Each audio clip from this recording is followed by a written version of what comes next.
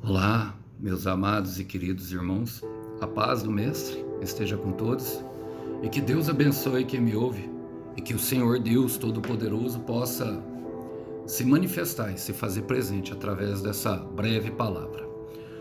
Como que tá o coração? Como que tá o coração? Minha irmã, vamos lá, vamos embora pra cima, hein? Não para não, não para mesmo não. Vamos entender um pouquinho mais dessa construção? Que o Senhor venha falar poderosamente aos nossos corações por intermédio da sua palavra. E o texto hoje para a nossa conversa encontra-se no livro de Atos dos Apóstolos, capítulo 26, a partir do verso 4, para aquilo que o Senhor quer falar conosco. Diz assim o texto sagrado: Como os líderes judeus sabem muito bem, recebi instrução judaica completa desde a infância entre o meu povo e depois em Jerusalém. Também sabem e talvez estejam dispostos a confirmar que vivi como fariseu, a seita mais rígida de nossa religião. Agora estou sendo julgado por causa da minha esperança no cumprimento da promessa feita por Deus a nossos antepassados. De fato, é por isso que as 12 tribos de Israel adoram a Deus fervorosamente, dia e noite, e compartilham da mesma esperança que eu. E no entanto, ó rei, acusam-me por causa dessa esperança. Porque lhes parece tão incrível que Deus ressuscite os mortos. Glória a Deus, irmãos. E muitas vezes parece incrível para nós que Deus ressuscita os mortos. Parece inacreditável. Bom, quero contextualizar rapidamente. O livro de Atos é um livro que eu costumo chamar de a ponte, que liga Jesus Cristo a nós através dos atos dos apóstolos, ou seja, das ações dos apóstolos, daquilo que eles fizeram. Como homens, por exemplo, que é Paulo, que teve uma transformação extraordinária e está relatando esse fato a dois homens de muita importância, de muita pompa, que é o rei Agripa e o governador Festo. E ele está testemunhando o seu encontro com Jesus. E nesse momento aqui, ele está construindo a sua pregação, mostrando como ele pensava antes, qual era a sua forma de pensar. E mediante isso eu quero fazer as aplicações pertinentes a esse texto, a essa parte que eu li para nós, para que o Senhor venha edificar a nossa fé. Diz assim: como os líderes judeus sabem muito bem, recebi educação judaica completa desde a infância entre meu povo e depois de Jerusalém. Irmãos, ali na frente, Paulo vai dizer que costumava a se opor, que ele costumava pensar que era a tarefa dele, que era o propósito de vida dele, se opor à seita chamada o caminho, ou seja, aos seguidores de Jesus. E por isso ele usava de grande violência, obrigando-os a blasfemar, colocando-os na prisão e chicoteando-os, açoitando e levando muito deles à morte mesmo. Era algo terrível. O que esse homem fazia isso, a vida dele anterior. E nesse momento ele está explicando o porquê disso. Ele está explicando a construção dessa história. Olha o que ele diz: recebi educação judaica completa desde a infância entre meu povo e depois em Jerusalém. E ele diz que os líderes judeus sabiam disso.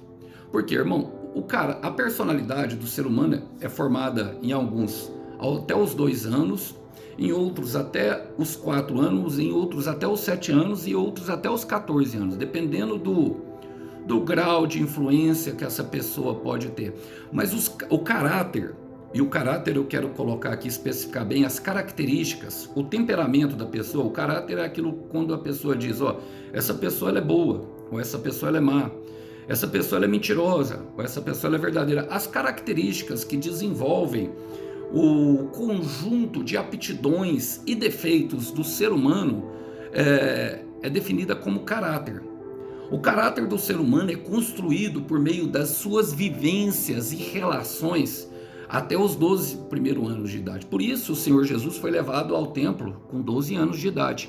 Ali era considerada a maior idade religiosa do homem.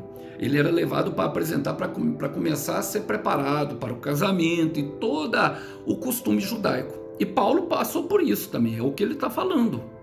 E o caráter de todo ser humano, o meu e o seu que me ouve, irmão, é formado por 3 elementos, não diria básicos, mas elementares, 3 elementos de bastante influência sobre todo ser humano. O primeiro é o Estado, a nação onde ele está introduzido, os seus conjuntos de regras, que é permeado por direitos e deveres. Também a família, aonde ela está inserida. Esse, sem dúvida nenhuma, tem uma grande importância, porque ali as vivências de maiores emoções serão desenvolvidas. E também a religião. Olha, e por isso o Senhor Jesus, a palavra nos diz sobre o Senhor Jesus logo depois dele, Lucas, o mesmo que escreveu Atos, que nos relata, que nos traz essa preciosidade sobre a infância do Senhor Jesus, fala muito pouco. Em Lucas 2:52 fala: Jesus crescia em sabedoria, em estatura e graça diante de Deus e diante dos homens. E nós sabemos, irmãos, que nós somos chamados a parecer com o Mestre. Ele é o nosso maior modelo. Ele é o nosso maior exemplo. E devemos também, como Jesus, crescer em sabedoria, em estatura, que fala do corpo, da força, e em graça diante de Deus e diante dos homens. Mas Paulo relata aqui no versículo 5 algo que eu creio que é interessante para nós salientar. Também sabem e talvez estejam dispostos a conformar que vivi como fariseu, a seita mais rígida de nossa religião. Quero fazer uma pontuação sobre seita, irmão. A seita ela é determinada porque se segue justamente a regra normalmente determinada por um homem, por uma pessoa, irmão, por alguém que se diz que tem uma visão de Deus, um contato de Deus, e ninguém pode contestar. A igreja de Jesus não é formada dessa forma. A igreja de Jesus é formada pelos seus líderes, sim, e também tem que ter um conjunto de presbíteros, e eu creio que no mínimo 12, irmão, para dar uma fomentação daquilo que é o pão da vida. Jesus pegou o pão e dividiu entre os 12. 12 fala de um número de governo. Quantas igrejas você conhece que é assim? Quantas instituições religiosas que você pensa que é assim? Mas a religião, irmão, e aqui eu quero salientar também, quero colocar em evidência a questão da religião. A religião é um termo meramente humano. A palavra religião significa, da etimologia da palavra religare, que significa, ali na essência da palavra, o homem se ligando a Deus. E nós não temos essa capacidade. Foi Deus, por meio de Jesus Cristo, se fazendo homem, que desceu na terra. O maior fato na história da humanidade não foi um homem pisar na lua, e sim Jesus Cristo pisar na terra. Rabadarandakaya, destruindo todos os argumentos religiosos. Ele se fez homem, ele quis ter contato com a sua criação. O todo-poderoso Deus se encarnou em palavra e execução para vir mostrar para nós como deve fazer.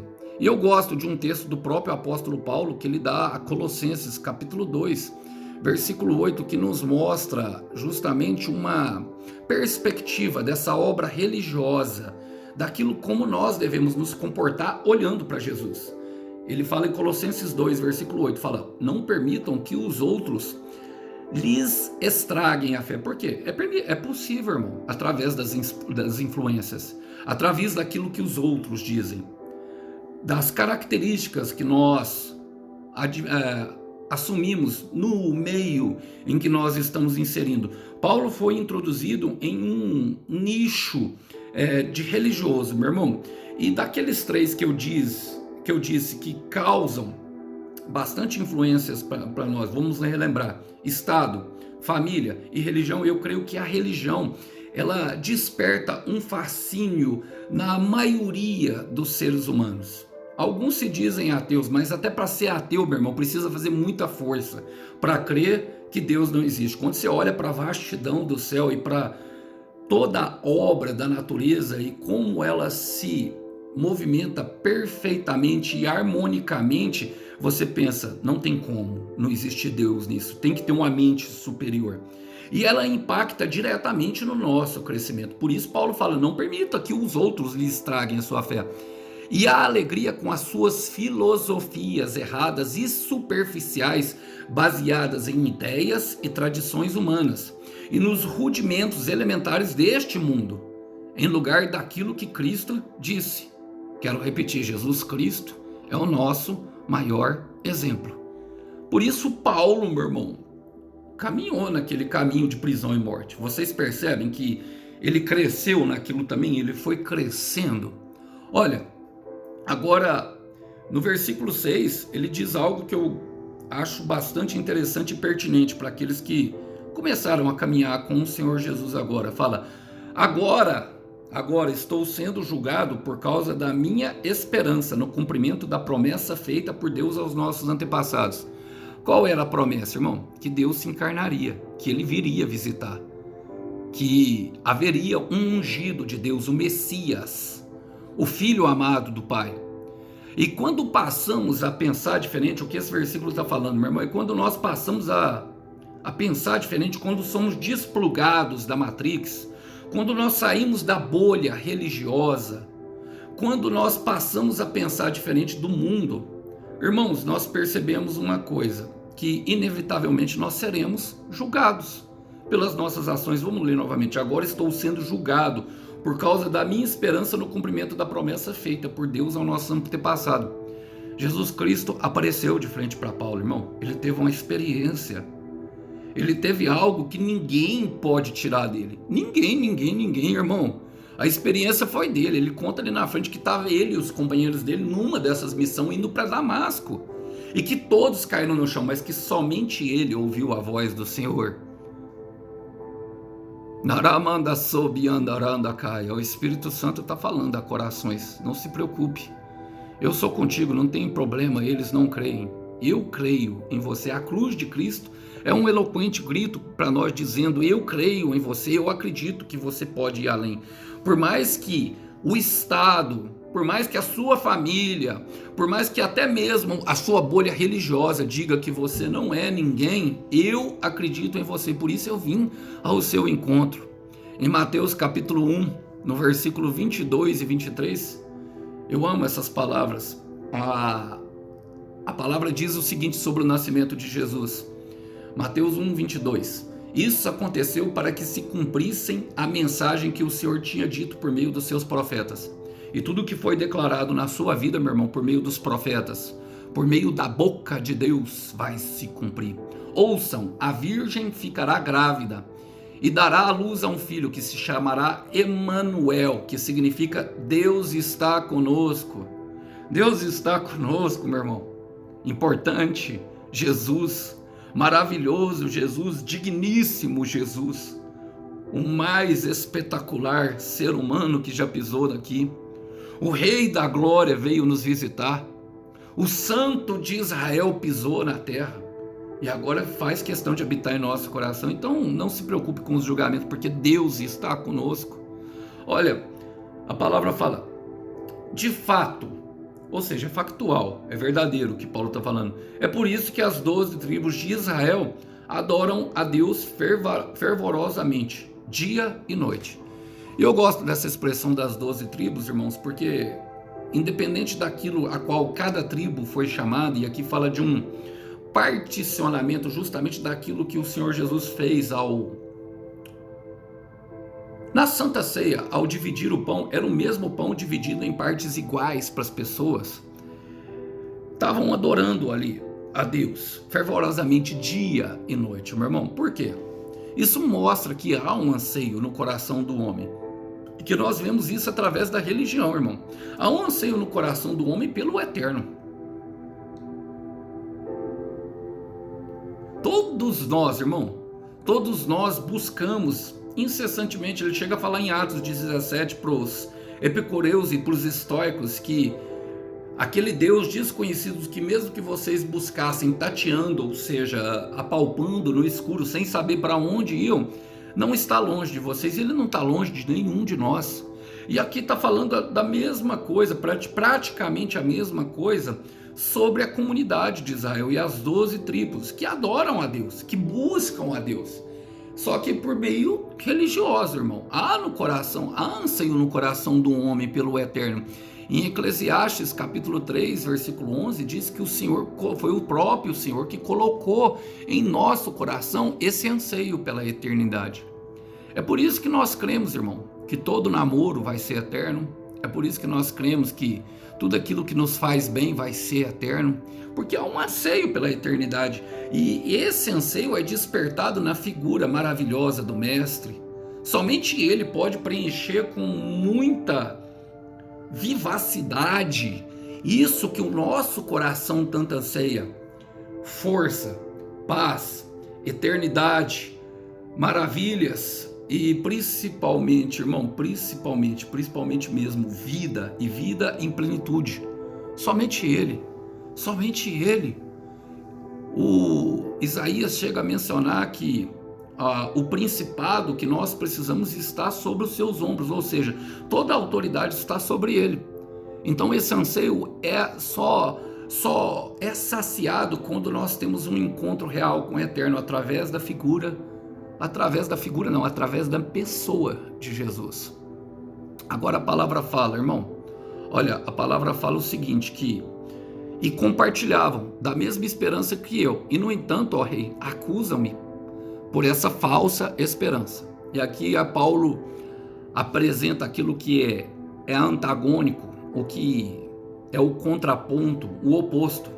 Quer dizer que nem todo mundo que adora, irmão, está adorando do jeito certo. Quer dizer que uns estão adorando, acusando o próximo, não é verdade? A motivação é a mesma, irmão. Nós percebemos: buscar a Deus, encontrar respostas, saciar o vazio do coração. Eu estou pregando aqui para pessoas que saíram numa busca desvairada e estão tateando, sabe, buscando desvairadamente respostas pelos dilemas mais profundos da sua alma. Algumas coisas que aconteceram que provocaram enorme tristeza e enorme angústia. E ao contrário, assim como a mulher do fluxo de sangue que procurava em médicos que melhorasse com a ajuda de pessoas, foi ficando cada vez pior. Mas o médico da alma chegou aqui nesse lugar. Ele está te visitando, meu irmão. A motivação é a mesma, mas nem todos conseguirão enxergar. Mas como Paulo recebeu a visitação da luz que nos guia, eu creio que haverá, meu irmão, visitação. Eu creio que você irá enxergar. Só não espere que os outros à sua volta enxerguem. Não espere que os outros à sua volta creiam naquilo que Jesus te disse. Não espere apoio de pessoas. Não espere, irmão. Pelo contrário, você vai ter que caminhar contrário a esse apoio. E caminhar nessa contrariedade te fará mais forte, te fará mais firme e te dará uma bela história para contar. E nesse processo você verá que, assim como Paulo, Deus sempre teve construindo uma história para você, desde lá da formação religiosa dele. Então você vai entender que ele sempre te viu no passado e que ele está te amando no processo e que ele está te construindo um futuro maravilhoso para você. Eu quero ler o capítulo 10 de Daniel, versículo 7, um versículo. Isso todos os homens, que trouxe Daniel para mostrar que todos os homens passaram por isso. Daniel teve várias visões a partir do capítulo 7, se eu não me engano, 7 de Daniel, capítulo 6. E dessas várias visões, ele estava com várias pessoas como essa. Daniel se colocou num jejum por 21 dias ali, orando incessantemente ao Deus e pedindo perdão por ele. E depois dele ter lido ali no capítulo 9, fala que ele leu e começou a entender o porquê que Israel estava cativa na Babilônia. Ele começou a pedir perdão pelos pecados. O profeta se colocou em intercessão pela sua nação, quando ele deu, de fato, com uma visão de um anjo. No Daniel capítulo 10, versículo 7, fala: somente eu, Daniel, enxerguei aquela visão. Os meus companheiros não viram coisa alguma, mas de repente ficaram completamente apavorados e correram, procurando um lugar para se esconder. Quantas vezes somos assim, irmão? Quantas vezes isso acontece em nossa vida? Quantas vezes nós nos deparamos com a visão que vem do céu para a nossa vida, que encaixa perfeitamente com os anseios do nosso coração, e nós percebemos que temos sim um propósito e que de fato o Senhor está caminhando conosco. Mas aqueles que estão à nossa volta ficam completamente apavorados e começam a se correr para se esconder e às vezes até se opõem a nós.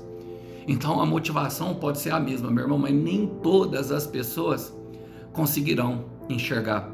E por isso Paulo fala: por que lhes parece tão incrível que Deus ressuscite os mortos? Você crê que Agripa e Festo estão enxergando, irmão? Eu creio que não. Se torna inacreditável, meu irmão, para quem não tem a visão. Eu quero repetir: se torna inacreditável, meu irmão, para quem não tem a visão. É algo que vai ser factual e você vai perceber ao longo da sua caminhada. Agora eu quero te dizer, meu irmão, eu quero te dizer, minha irmã, permaneça do lado da palavra. Não se deixe corromper pelos que estão à sua volta. Mantenha-se fiel a Deus, mantendo-se fiel à palavra que Ele implantou dentro do teu coração. Quero ler com vocês Hebreus capítulo 3, do versículo 7 ao 9, que fala que o autor de Hebreus menciona a trajetória justamente dos israelitas peregrinando pelo deserto, saindo da libertação no Egito até a terra prometida. Vai falar muito ao nosso coração.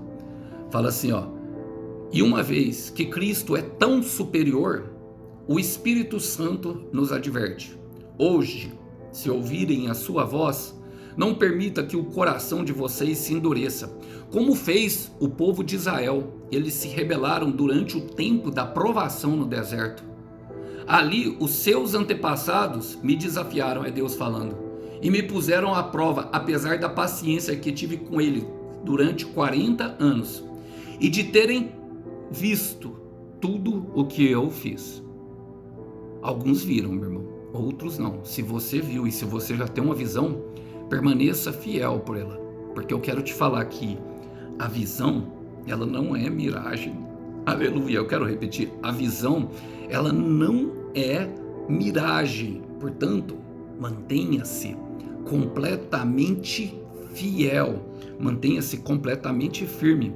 Aliás, Abacuque vai dizer para nós que o justo viverá pela fé, em Abacuque 2:4, mas eu quero ler com vocês Abacuque 2:3 para terminar.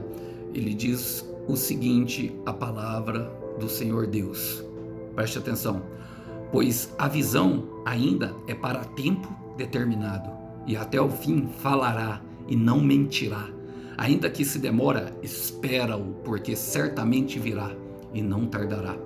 Se apegue àquilo que ele lhe prometeu, porque ele é fiel para cumprir.